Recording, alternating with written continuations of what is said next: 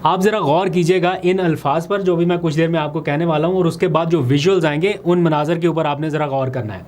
अल्फाज ये हैं कि अल्लाह को गवाह बनाकर हल्फिया इकरार करता हूँ कि 8 फरवरी के इंतखाबात में अगर MNA मुंतखब हुआ तो इमरान खान का वफ़ादार रहूँगा, हल्के के वोटर्स के जज्बात को ठेस नहीं पहुँचाऊँगा, और हल्फिया इकरार करता हूँ कि किसी लालच या दबाव में नहीं आऊँगा और इमरान खान और पार्टी के अहकामात को हरफ़े आखिर समझकर अमल करूँगा। ये अल्फाज हैं आज शहबाज शरीफ से मुलाकात करने वाले साहिवाल से मुंतखब आज़ाद रुकने असम्बली चौधरी उस्मान अली के, जिन्होंने 8 फरवरी से कबल कुरान पाक पर हाथ रखकर ये बात की थी कि वो इमरान खान के वफ़ादार रहेंगे। और आज के ये विजुअल्स ये बिल्कुल निगेट कर रहे हैं उस हलफ को जो उन्होंने कुरान पाक के ऊपर हाथ रख के दिया था। मतलब अभी लोग PTI में से पूछ रहे थे ना, मैं देख रहा हूँ कि ये विजुअल्स आने के बाद लोग पूछ रहे हैं कि इस शख्स को टिकट किसने बेचा, इस शख्स को टिकट किसने दिया। लोगों को लग रहा है कि जिसने इसको टिकट दिया उसने पैसे पकड़े। अगर कोई शख्स अपनी दयानतदारी साबित करने के लिए कुरान पाक के ऊपर हाथ रख दे, क्योंकि टिकट्स देने से पहले भी इनसे खुफिया हलफनामे भी कुछ लोगों से लिए गए थे और इन्होंने ऐसे ही हलफ दिए थे पार्टी क़यादत को भी। अब पार्टी क़यादत हर किसी से पैसे लेके तो टिकट दे नहीं रही थी उस टाइम के जो हालात थे, तो एतबार करना ही आखिरी ऑप्शन था उन हालात में, क्योंकि मुश्किल क्रूशल टाइम था। तो बस ये था कि पार्टी से वफ़ादारी जो है वो बुनियादी शर्त है। लेकिन अगर कोई कुरान पाक के ऊपर हाथ रख के अपनी पूरी सियासत खाली सिर्फ इस चीज़ के ऊपर ले जाए कि जनाब चलें अभी कुछ मिल जाए, उसको कोई मराद मिल जाए, कोई बजट मिल जाए, कोई ओहदा मिल जाए, कोई वजारत मिल जाए, तो आप देखिए कि उसने अपनी सियासत के साथ किया क्या है।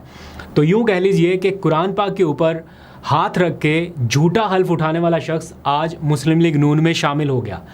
मैं कहता हूँ कितनी भी मजबूरी क्यों ना हो किसी सियासी जमात की, लेकिन एक एग्जाम्पल सेट करनी चाहिए। मुस्लिम लीग नून इस वक्त कितनी कंफर्टेबल पोजीशन में है, उसको कोई ख़तरा नहीं है, हुकूमत को कोई ख़तरा नहीं है। आगे उनको मखसूस नशिस्तें भी मिल गई, 2/3 अक्सरियत भी मिल गई, लेकिन ऐसे लोगों को सियासत में लाने की बजाय इनको बाहर कर देना चाहिए सियासत से। लेकिन पता नहीं उनकी भी मजबूरियाँ हैं कि क्या क्या कमिटमेंट उनके साथ किया, पता नहीं, पता चले उन्होंने भी आगे से हाथ हल्फ रख के कोई कमिटमेंट की हो। खैर, अब आ जाइए ज़रा इसी सारे मंजरनामे को ज़रा जहन में रखते हुए कि खैबर पख्तूनख्वा के हुकूमत के ख़िलाफ़ कोई प्लॉट बन रहा है उनकी हुकूमत गिराने के हवाले से। ये बात मैं उन मालूमात की बुनियाद पर कर रहा हूँ जो इधर उधर से आज पूरा दिन PTI के लोगों से भी बातचीत करते हुए या ऑफ द रिकॉर्ड भी हमें मिल रही हैं कि कुछ ना कुछ हो रहा है, क्योंकि हुकूमती वज़ीर दावे कर रहे हैं कि अब PTI के परिंदे चूँकि आज़ाद हो गए हैं तो वो उन्हीं दरख्तों पर बैठेंगे जहाँ पर उन्हें फल मिल सके। और आप देखिए एक ही दिन ये चौधरी उस्मान अली की वज़ीर-ए-आज़म से मुलाकात का हो जाना, इनके मनाज़र जारी कराए गए, फिर राना कासिम नून जो पहले PTI में हुआ करते थे वो अब मुस्लिम लीग नून में चले गए, उनको वज़ीर मुमलिकत का दर्जा दे देना। ये सारे ऑप्टिक्स क्या बता रहे हैं कि आज़ाद लोगों के लिए कुछ ना कुछ इनकी बास्केट में है अभी भी देने के लिए, तो आज़ाद लोग जहाँ कहीं पे भी हैं वो इनके पास आएँ। ये ऑप्टिक्स इस टाइम अडॉप्ट किए जा रहे हैं। फिर अली अमीन गंडापुर के जो पुराने साथी हैं वो उनको स्टेप बैक का मशवरा दे रहे हैं कि आप पीछे हट जाएँ और मौलाना फजलुर रहमान को आगे आने दें, वो हुकूमत बनाएं, बदले में मौलाना PTI का साथ देंगे मामलात को सेटल डाउन कराने के लिए। ये फवाद चौधरी साहब ने गुज़िश्ता रोज़ स्टेटमेंट दिया, गो के उनकी अपनी एक राय है, लेकिन पाकिस्तान तहरीक इंसाफ के लोग कतई इस राय से मुत्तफ़िक नहीं है। इन हालात में अपना प्लॉट छोड़ के किसी और को दे देना, और वो भी एक ऐसी जमात को जो 26वीं तरमीम में जिन्होंने वोट दिया हो, तो ये तो बहुत ही एक अजीबोगरीब सी सूरत हाल हो जाएगी। यानी अपने हाथ काट कूट के आप किसी के झोली में डाल दें कि आप करें हमारे लिए कुछ, तो ये मुनासिब नहीं है। अगर ख़तरा है भी सही 20 सीटों के हवाले से, तो मेरा ख्याल है फ़ाइट बैक रहेगी इस मामले में। अब चूँकि इमरान खान साहब का किरदार और ज़्यादा क्रूशल हो रहा है कि उन तक एक्सेस मिल सके पार्टी के लोगों को, वैसे ही उनका किरदार अहम है, लेकिन अब पार्टी को बड़ी ज़रूरत है कि उन तक रसाई मिले, उनसे गाइडलाइन मिले, लेकिन वो नहीं हो रहा और ना होने के बराबर रह गई है रसाई। और उनकी सारी मुलाकातें इस वक्त ऐसा लग रहा है कि रुक गई हैं या रोक दी गई हैं। अदालती ज़राए के मुताबिक कल जो इमरान खान और बुशरा बीबी के ख़िलाफ़ तोशाखाना 2 केस की समाअत होना थी वो एक दफ़ा फिर मुलतवी कर दी गई है। यानी कल जेल में समाअत नहीं हो सकेगी, ना वकला जा सकेंगे, ना बाकी लोग जा सकेंगे। इसी तरह GHQ हमला केस की समाअत है वो भी जेल में नहीं होती। तो जो लोग उन तक इसी बहाने जा पाते थे कि अडयाला में ट्रायल चल रहा है, अब वो भी मुलाकातें महदूद हो गई हैं, बल्कि ना होने के बराबर है। आज आके रह जाती है वो मुलाकातें जो फैमिली की होती हैं। तो कल उन मुलाकातों का भी दिन है है, 6 लोगों के नाम भिजवा दिए गए हैं। उनमें से मुश्किल ही है कि कोई 2 लोग मिल सकें, वो भी बड़ी मुश्किल से। पहले एक नाका क्रॉस करते हैं, दूसरा करते हैं, गर्मी में खड़े रहते हैं, फिर 2 बहनों को और एक आध किसी वकील को जाने की इजाज़त मिलती है। अब देखते हैं कि कल क्या होता है। इस दौरान ऑब्वियस बात है कि पाकिस्तान तहरीक इंसाफ को ज़रूरत है इत्तेहाद की। ये लड़ाई झगड़ा बहुत हो गया, बहुत सोशल मीडिया के ऊपर मारधाड़ हो गई। अब ये जितनी साजिशें एट वंस आपके पीछे आ रही हैं, आपको इत्तेहाद की ज़रूरत है। लेकिन मुश्किल ये है कि इस वक्त पीटीआई के 2 बड़ों के दरमियान एक गैर एलानिया किस्म की नाराज़गी चल रही है, या यूँ कह लीजिए कि नाराज़गी के आसार हैं। मैं कोई इस तरह की कंट्रोवर्शियल बात नहीं करना चाहता जिससे लगे कि कोई इस ग्रुप का या इस ग्रुप का। बहरहाल ये अब सारी चीज़ें क्लियर हैं कि अलीमा खान के बयान के बाद अली अमीन गंडापुर की तरफ से नाम लिए बगैर सख्त रद्द-ए-अमल आ रहा है। और वो आज उन्होंने जो बयान दिया, जब उनसे सवाल हो रहा है तो वो कहते हैं आई गिव अ डैम, मुझे कोई परवाह नहीं है। वो मतलब इतना सख्त लहजे में उन्होंने कहा, क्योंकि अलीमा खान ने जब कहा कि बानी पीटीआई को माइनस ही कर दिया गया है, तो वो सारा इल्ज़ाम चला गया अली अमीन गंडापुर पर। और उसके बाद जो पार्टी की बैशिंग हुई है वो इससे पहले सोशल मीडिया पर नहीं हुई थी, इस बार बहुत ज़्यादा हुई है। और उसका सारा नज़ला गिरा अली अमीन गंडापुर पर। बहरहाल उन्होंने जैसे तैसे उसको डील किया।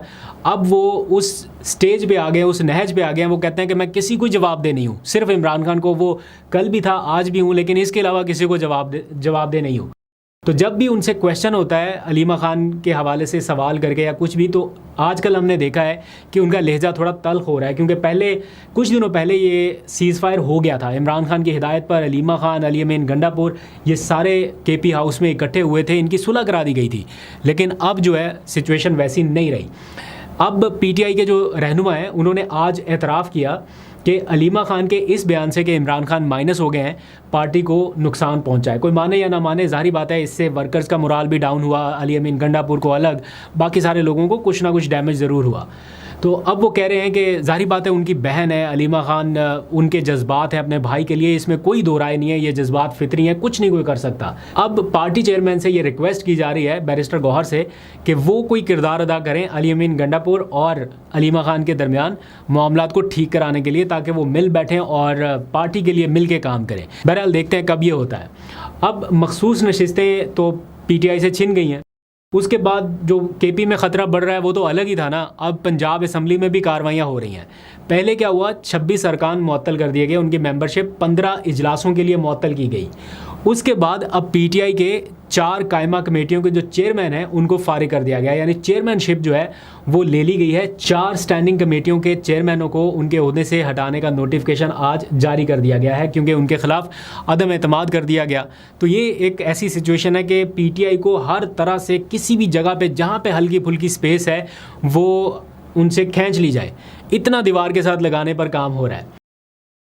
खैर, खबर यह है कि पाकिस्तान तहरीक इंसाफ ने लीगल फ़ाइट अपनी जारी रखने का फ़ैसला किया है, और जो ऑप्शन हैं वो तो जाएंगे उनकी तरफ, लेकिन लीगल फ्रंट नहीं छोड़ा जाएगा। ऐसा नहीं है कि कोई बाइकआउट होगा या इन अदालती कार्रवाइयों का बाइकआउट हो, लीगल फ्रंट पे महाज जारी रहेगा।